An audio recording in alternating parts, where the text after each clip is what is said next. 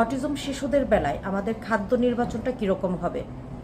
সব শিশুকে কি আমরা হলাও করে গ্লুটেন ফ্রি এবং ক্যাসিন ফ্রি ডায়েট দেব কিনা?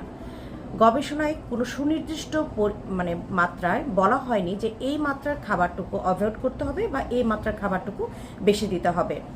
তবে বলা হয় যে যেই শিশুর গ্লুটেন ফ্রি খাবার খেলে ক্যাসিন ফ্রি এবং যদি সুগার ফ্রি খাবারগুলো সে খায় এবং দেখা যায় যে তার হাইপার অ্যাক্টিভিটি কিছুটা কম, তার ম্যাল অ্যাডাপটিভ যে বিহেভিয়ারগুলো আছে সেগুলো কিছু মাত্রা হলেও কম হচ্ছে, সেক্ষেত্রে শুধুমাত্র সেই শিশুদের বেলায় আমরা ডায়েট চার্টটা ফলো করতে পারি একদম খুব স্ট্রিক্টলি, যে গ্লুটেন ফ্রি ডায়েট থাকবে, ক্যাসিন ফ্রি ডায়েট থাকবে।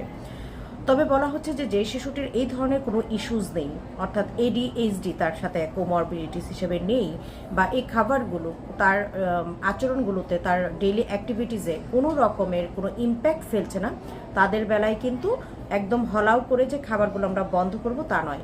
তবে অবশ্যই আমাদেরকে ফাস্টিং, প্লাজমা অ্যামোনিয়া, ল্যাকটেট এগুলো একটু করে নিতে হবে, কারণ এগুলো শুধুমাত্র ডায়েটটাকে আমরা যে মডিফাই করব তা কিন্তু নয়, এগুলো কিন্তু আমাদের জেনেটিক যে ফ্যাক্টরসগুলো আমাদের বলি যে অটিজমের কারণ হিসেবে চিহ্নিত করা হয়েছে, সেগুলো আছে কিনা সেগুলোকে আমাদেরকে নির্ণয় করার জন্য কিন্তু সাধারণত আমরা এই ইনভেস্টিগেশনসগুলো করে থাকি। ধন্যবাদ।